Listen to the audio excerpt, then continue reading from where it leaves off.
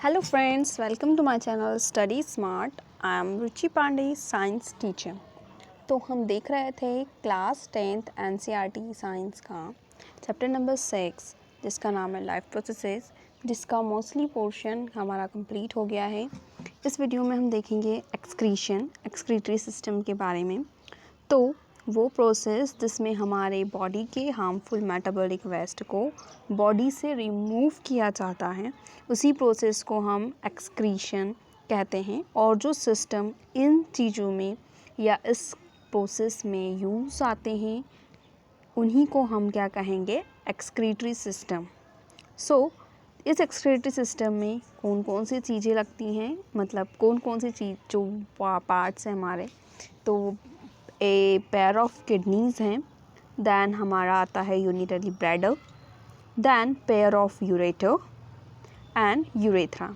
आपको डायग्राम में दिख रहा होगा 2 बीन शेप्ड किडनीज़ हैं, उससे होते हुए ऑर्ट्रा एंड वेना केवा जा रही है। उसके बाद आपको यूरेथर दिख रहे हैं जो दोनों किडनी से बाहर निकल के हुए और कहाँ तक जा रहे हैं, यूरिनरी ब्लैडर तक जा रहे हैं। यूरिनरी ब्लैडर का जो नीचे वाला पोर्शन है उसे हम यूरेथ्रा कहते हैं। अब जो यूरिन प्रोड्यूस हो रही है हमारी किडनी में वो पास होती है इन यूरेटर्स से और यूरिनरी ब्लैडर में जाके कलेक्ट हो जाती है, वहाँ स्टोर हो जाती है। और जब हमारा यूरिनरी ब्लैडर फिल्ड हो जाता है, मीन्स उसकी एक कह सकते हैं कि जितनी उसकी कैपेसिटी है स्टोर करने की, जब वहाँ पे कलेक्ट हो जाता है, उसके बाद हमारे ब्रेन के पास सिग्नल जाता है and then we go to release it out. तो पर्पस क्या है यूरिन को फिल्टर करने का, तो यूरिन बनाने के लिए और जो वेस्ट प्रोडक्ट है उसे फ़िल्टर आउट करने के लिए किससे फ़िल्टर आउट करना है, तो ब्लड से। ब्लड में ही ये सारे वेस्ट प्रोडक्ट रहते हैं, तो इनको फ़िल्टर करना और दोनों ही चीज़ों को अलग अलग करना, यूरिया प्रोड्यूस करना, ये सारा काम किसका है, लीवर का होता है। हर एक किडनी में बहुत large number of filtration unit रहते हैं। जैसे हम चाय छन्नी का यूज़ करते हैं हमारी चाय को छानने के लिए, वैसे ही हमारे किडनी में बहुत ज़्यादा नंबर के फिल्ट्रेशन यूनिट्स पाई जाती हैं और इन्हीं को हम नेफ्रॉन्स कहते हैं। अब जो यूरिन फॉर्मेशन है ये 3 स्टेप्स में कंप्लीट होता है। सबसे पहले आती है हमारी ग्लोमेरुलर फिल्ट्रेशन। इसमें जो नाइट्रोजिनस वेस्ट है, ग्लूकोज वाटर है, अमीनो एसिड है, ये फ़िल्टर होते हैं ब्लड से और ये काय में जाते हैं, बॉमन कैप्सूल में जाते हैं। तो नेफ्रॉन का ही एक पार्ट है बॉमन कैप्सूल, जिसमें ये सारी चीज़ें पास ऑन होके फिर जो ब्लड है वो बॉमन कैप्सूल तक पहुंचता है।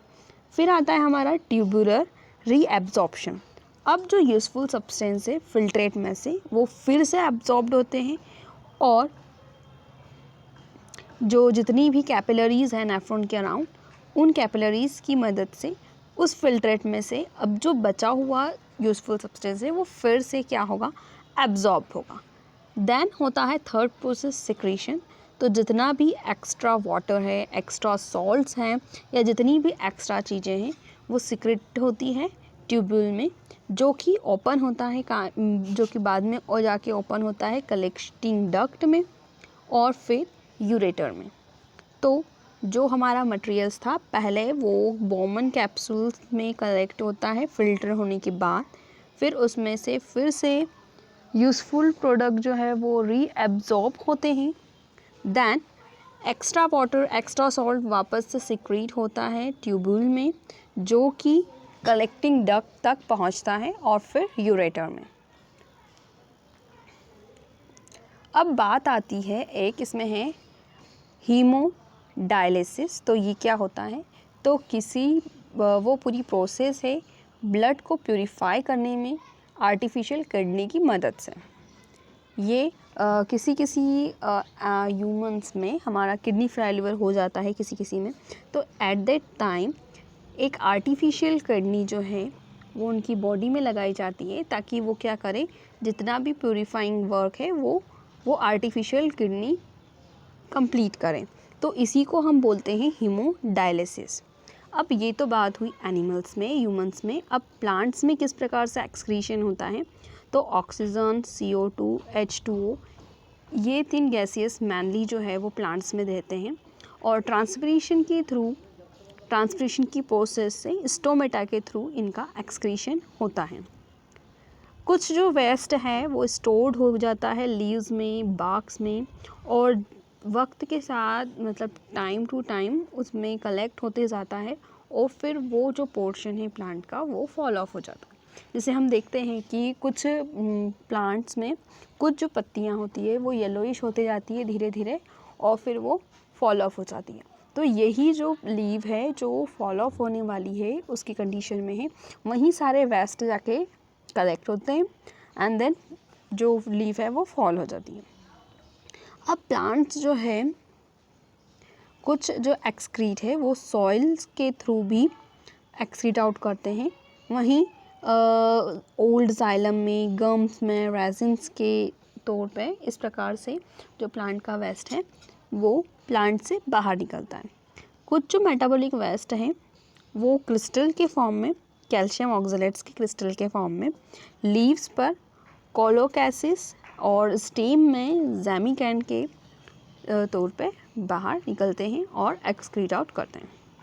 तो ये था हमारा कंप्लीट चैप्टर जो कि लाइफ प्रोसेसेस पे था क्लास 10th का। आई होप आप सभी को समझ में आया होगा एंड अगर कोई क्वेरी है तो आप कमेंट कीजिए एंड अगर आपको लगता है कि ये जो इन्फॉर्मेशन थी आपके लिए यूज़फुल है और आपके फैमिली मेम्बर के लिए भी यूज़फुल है तो लाइक कीजिए, शेयर कीजिए। Thank you for now and comment करके ज़रूर बताइएगा कि मैं नेक्स्ट कौन से टॉपिक पे वीडियोस बनाऊं ताकि वो आपके लिए और ज़्यादा हेल्पफुल हो सके। Bye bye.